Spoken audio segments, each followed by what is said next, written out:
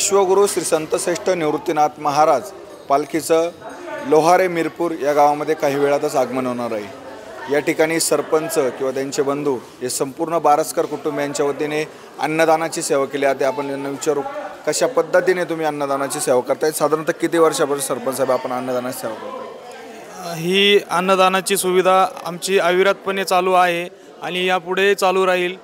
आमच्या अवजनाथ बाबांच्या कृपेने ही सेवा आम्ही चालू ठेवलेली आहे। एक वारकरी संप्रदायास अन्नदान झाले पाहिजे या हेतूने आम्ही अन्नदान करत असतो।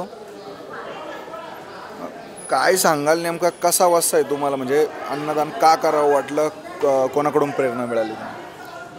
याचा वसा म्हणजे आमच्या अवजनाथ बाबांच्या याच्या प्रेरणेतूनच आम्ही हे अन्नदान करत असतो।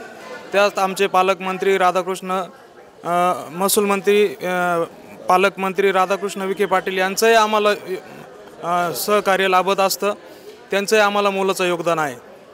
आपण काय सांगाल, आपण स्वखर्चातून सर्व अन्नदान करतात, काय वाटतं नेमकं सेवा केल्यानंतर?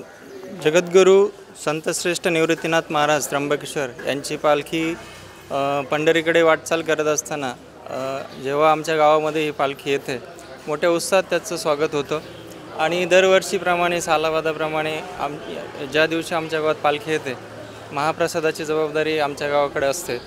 तर आम्ही 7-8 वर्षापासून ही सुविधा केली। त्याच्या अगोदर भाकरी आमटीचं चालू असायचं, त्यानंतर आम्ही लापशी भात हे चालू केलेलं आहे।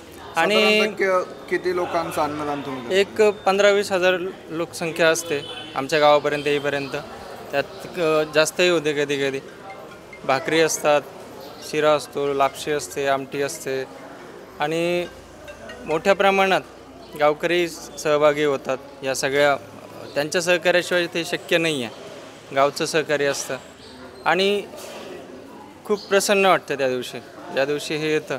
वर्षातनं एक दिवस त्या सेवेचं एक आम्हाला संधी मिळते, त्या संधीचा आम्ही सोनं करण्याचा प्रयत्न आम्ही वाट बघत असतो या दिवसाची। आम्ही या दिवसाची वाट बघत असतो का पालखी कधी येते आमच्या गावामध्ये, आम्हाला सेवा करण्याचा चान्स कधी मिळतो। आम्ही पूर्ण वर्षभर याच्यामध्ये असतो पालखी येण्याच्या याच्यामध्ये। नक्कीच हे संपूर्ण गाव आणि हे संपूर्ण कुटुंबीय वर्षभर या पालखी सोहळ्याची वाट बघत असते।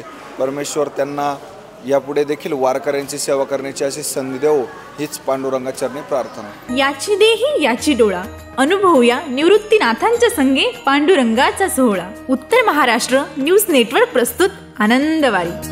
श्री क्षेत्र त्र्यंबकेश्वर ते श्री क्षेत्र पंढरपूर, दररोज फक्त आपल्या उत्तर महाराष्ट्र न्यूज नेटवर्कवर।